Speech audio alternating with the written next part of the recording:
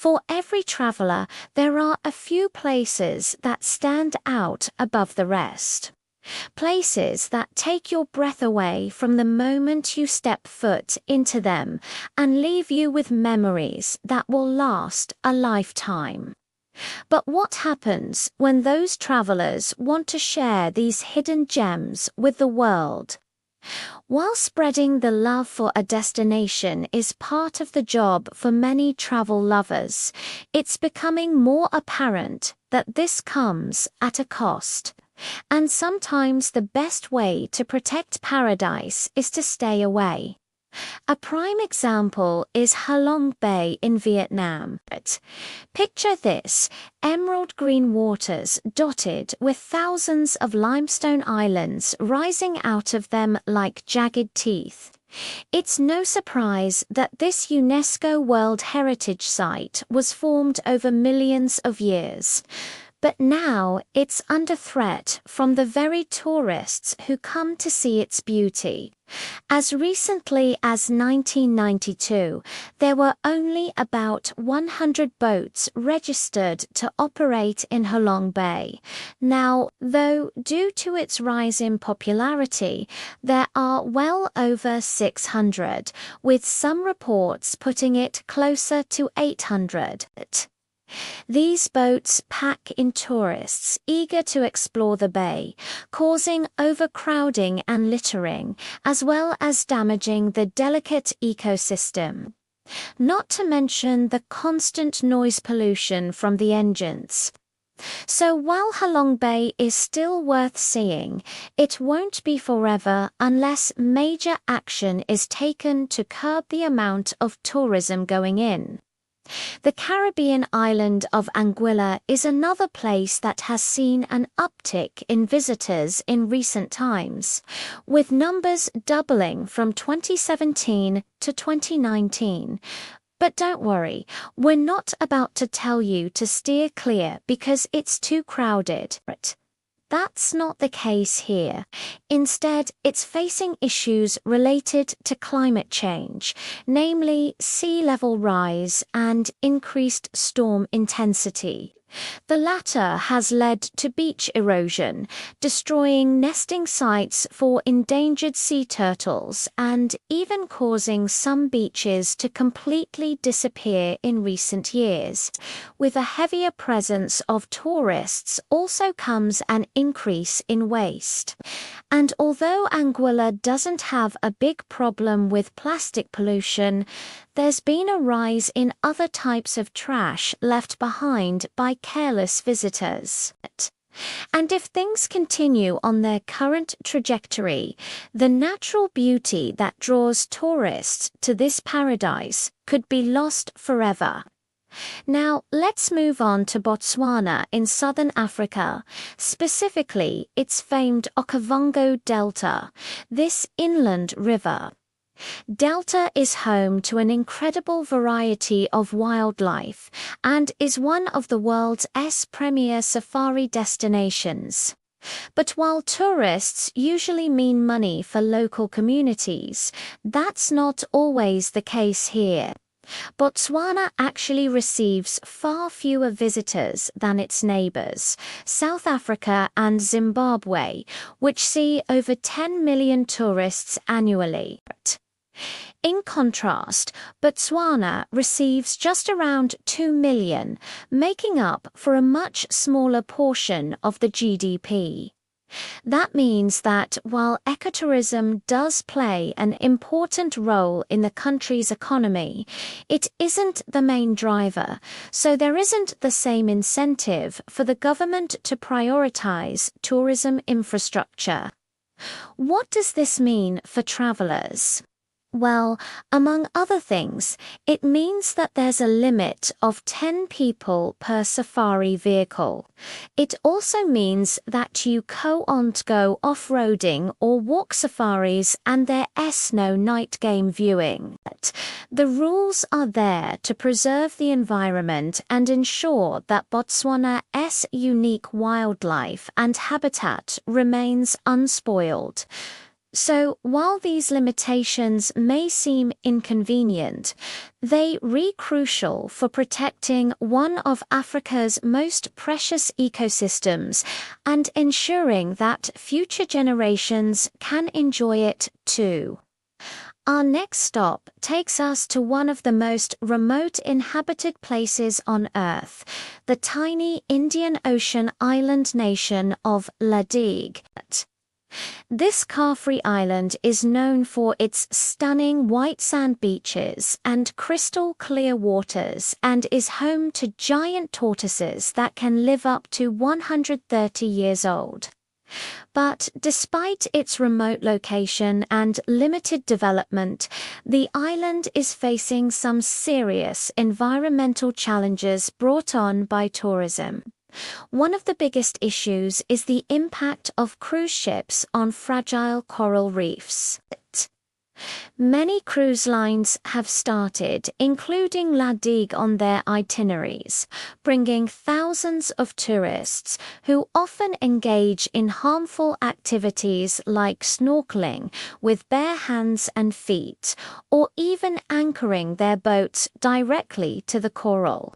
This has resulted in significant damage to the reef ecosystem, threatening the very beauty that draws tourists to the island. Plus, the influx of visitors has also put a strain on local resources and infrastructure. With limited water and electricity, the island has struggled to accommodate the growing number of tourists, leading to shortages and other problems. Over-tourism has become a huge issue in recent years, especially in popular destinations like Venice, Barcelona, and Dubrovnik. But it's not just the locals who suffer.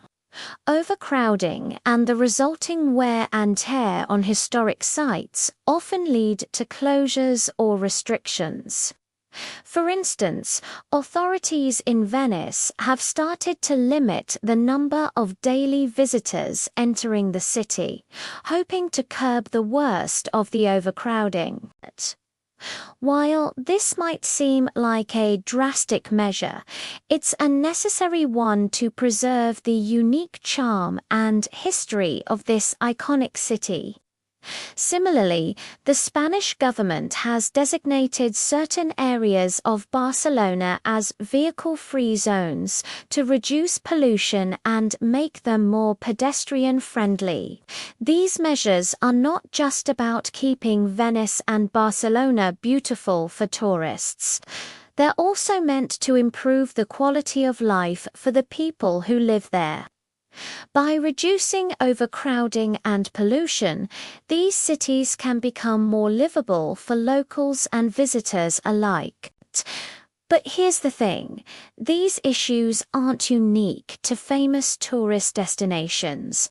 Even remote and less developed places are feeling the impacts of tourism. Whether it's the delicate coral reefs of the Galapagos Islands or the ancient ruins of Machu Picchu, it's crucial that we all do our part to protect these places so that future generations can enjoy them too. From reducing our own carbon footprint to supporting sustainable tourism initiatives, we all have a role to play. If we don't take action now, then paradise will become overcrowded, polluted, and ultimately lost forever. Next, let's talk about a truly off-the-beaten-path destination, the Pitcairn Islands. Located in the Indian Ocean, this remote archipelago is home to just 50 people. That's right, just 50 people spread across 47 square kilometers of land. But don't let its small size fool you. The Pitcairn Islands are steeped in history. The islands were first settled by the mutineers of the HMS Bounty and their Tahitian wives in 1790. Today, descendants of the original settlers live on the islands, preserving their unique culture and way of life. But as you might imagine, life on Pitcairn is pretty different from the rest of the world. There's no airport, no roads, no cars, and no shops. The islands are accessible only by boat, and most of the food and supplies must be imported. Despite its remote location and limited infrastructure, the Pitcairn Islands are a popular destination for adventurers and history buffs. Visitors can explore the island's lush forests, hike to scenic lookouts, and learn about the fascinating history of the HMS Bounty mutiny. But because of how isolated and underdeveloped the islands are, it's not exactly easy to get there. You'll need to plan ahead and be prepared for a truly unique experience. It's safe to say that most of us dream of discovering a hidden gem of a destination before anyone else. But once that happens, it brings with it a moral dilemma. Do we keep it to ourselves or share it with the world? Of course, if we choose the latter, it's essential to tread lightly and responsibly. It's crucial to consider the potential impacts of tourism on fragile ecosystems, local cultures, and historic sites. We must be mindful of the resources needed to support tourism and ensure that they're used sustainably. That means choosing eco-friendly transportation options, supporting local businesses, and respecting cultural norms and traditions. It also requires being aware of our own behavior and making sure that we don't contribute to overcrowding, pollution, or other problems. It's not always easy to strike this balance between sharing our passion for travel and protecting the places we love. But it's a responsibility that we all share. By making conscious choices and being respectful visitors, we can help ensure that the places we explore today are enjoyed by generations to come. Do you have a hidden gem of a destination that you're desperate to share with the world? Tell us about it in the comments below. And remember, the best way to protect paradise is to stay away, or at least stay away sometimes. Thanks for watching and see you next time.